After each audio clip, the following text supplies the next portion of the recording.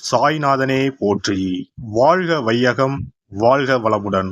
அனைத்து உறவுகளுக்கும் இனிய வணக்கம்.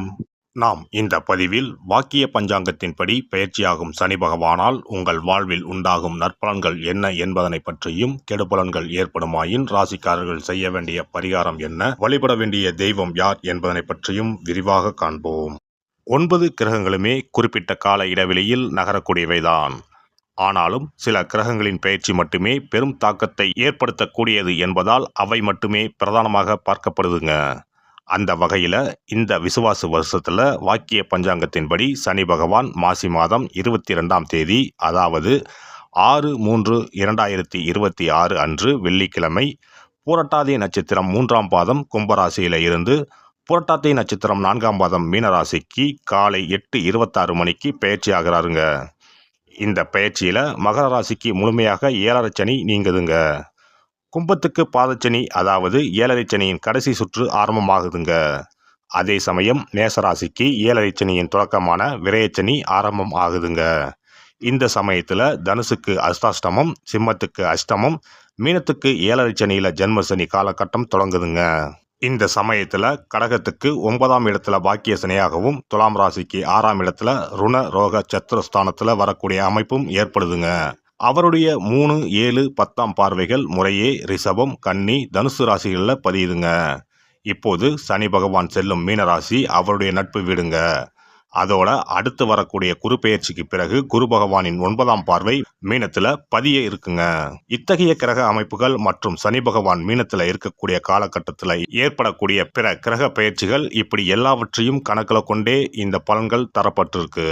எந்த சமயத்திலும் நிதானம் தவறாமல் இருப்பது, நேர்மை, நியாயத்தை கடைபிடிப்பது, பெற்றோர் பெரியோரை மதிப்பது, இயற்கையை பேணி காப்பது, அவரவர் குல முறைப்படியான தெய்வ வழிபாடுகளை செய்வது, இதெல்லாம் எல்லோருக்குமே பொதுவான பரிகாரங்கள் ஆகும். உழைப்பு, நேர்மை, உடற்பயிற்சி, நல்ல எண்ணம், பக்தி மார்க்கம், இப்படி இருக்கிறவங்க யாரா இருந்தாலும் அவங்களுக்கு சனி பகவான் எப்போதும் நல்லதையே செய்வாருங்க. நடைபெறும் இந்த சனி பயிற்சியில் உங்கள் வாழ்வில் வளமும் நலமும் செல்வ செழிப்பும் பெற்று வாழ்வில் உயரிய நிலையை அடைய எல்லாம் வல்ல எம்பெருமானை வேண்டி விரும்பி கேட்டுக்கொள்கிறேன். ரிஷபராசி அன்பர்களே, உங்கள் ராசிக்கு 9ஆம் இடத்திற்கும் 10ஆம் இடத்திற்கும் உரியவர் சனி பகவான். இப்போதைய பெயர்ச்சியால் உங்கள் ராசிக்கு 10ஆம் இடமான ஜீவனஸ்தானத்தில் இருந்து 11ஆம் இடமான லாபஸ்தானத்திற்கு போறார். இது ஒரு வகையில் பணி அமைப்பில் இருந்த சங்கடங்களை தீர்க்கக்கூடியதாக இருந்தாலும் அதற்கு ஏற்ற வகையில் உங்கள் உழைப்பை அதிகரிப்பதும் அவசியமாகிறது. அலுவலகத்தில் உங்கள் திறமை பேசப்படும். மேல் அதிகாரிகளுக்கும் உங்களுக்கும் இடையே இருந்த திரை விலகும். பலகால எதிர்பார்ப்புகளாக இருந்த இடமாற்றம் கைகூடி வரும். பணி சார்ந்த முயற்சிகள் பலிதமாகும். சிலருக்கு புதிய வாய்ப்புகள் கைகூடி வரும்.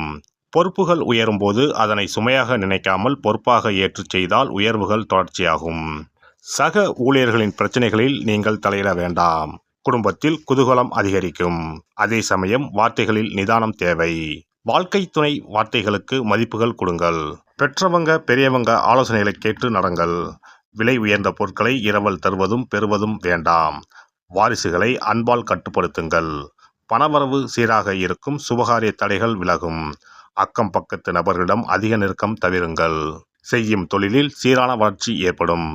லாபத்தின் அளவு தொடர்ச்சியாக இருக்கும். நேரடியான கவனமும் நேர்மையும் முக்கியம்.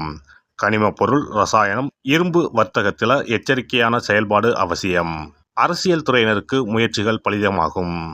முன்னேற்ற பாதை தெரியும். வார்த்தைகளில் கவனம் தேவை.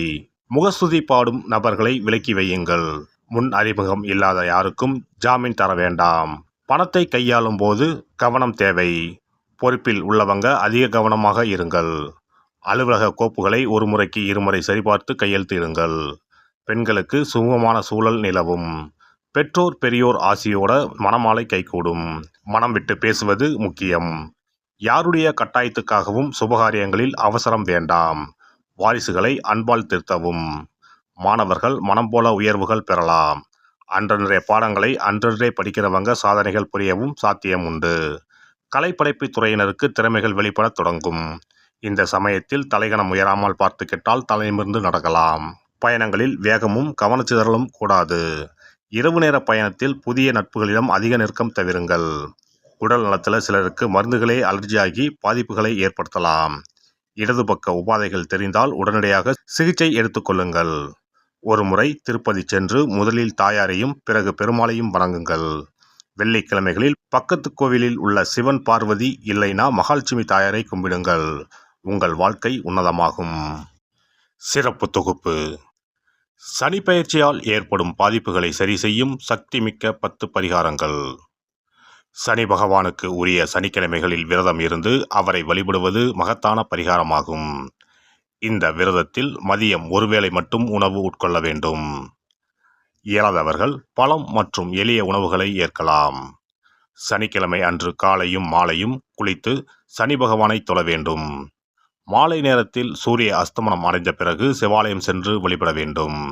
விநாயகரை முறைப்படி வணங்கி ஆலயம் வலம் வந்து மூலவர் அம்பாளை தரிசித்த பிறகு நவகிரகங்களை வலம் வந்து வணங்க வேண்டும். சனீஸ்வரரை வணங்கி சனி காயத்ரி மந்திரத்தை 18 முறை கூறி மனதார வழிபட வேண்டும். பின்னர் நல்லெண்ணெய் ஊற்றி 5 அகல் விளக்குகள் ஏற்றி வைத்து வழிபட வேண்டும். சனீஸ்வரர் தனி சன்னதியில் இருந்தால் அந்த சன்னதியின் முன் நல்லெண்ணெய் தீபங்கள் 5 ஏற்றி வைத்து வழிபடுவது விசேஷம். அருகிலேயே கிழக்கு நோக்கி அமர்ந்து சனீஸ்வரனின் சுப அருள் கிடைக்க வேண்டும், சனிதோஷ பாதிப்புகள் அகல வேண்டும் என்று பிரார்த்தனை செய்து வரலாம். இயன்றவர்கள் அன்றைய தினம் மாற்றுத்திறனாளிகளுக்கு அன்னதானம் வழங்குவது விசேஷம். சங்கடகர சதுர்த்தி தினத்தில் விநாயகருக்கு 8 சிதறு தேங்காய்களை உடைத்து நெய் தீபம் ஏற்றி அர்ச்சனை செய்து வழிபட்டால் சனியின் பாதிப்புகள் குறையும். அதேபோல் வெள்ளிக்கிழமை தோறும் அதிகாலை நீராடி அருகம்புல் மாலை சாற்றி அரசமர பிள்ளையாரை சுற்றி வந்து முறையாக வழிபட்டால் சீரும் சிறப்பும் நாடி வரும். தோஷங்களை எல்லாம் போக்கும் சக்தி பிரதோஷ வழிபாட்டுக்கு நன்மை உண்டு.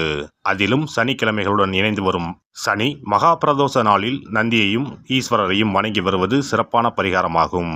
அப்போது சுவாமி நந்தி அபிஷேகத்துக்கு பால் வாங்கி கொடுக்கலாம். அது மட்டுமின்றி திருக்கோவில் விளக்கேற்ற எண்ணெய் வாங்கி கொடுப்பதும் சிவாலயங்களில் வில்வத்தலத்தால் அர்ச்சனை செய்து வழிபடுவதும் மிக உன்னதமான பரிகாரங்கள் ஆகும்.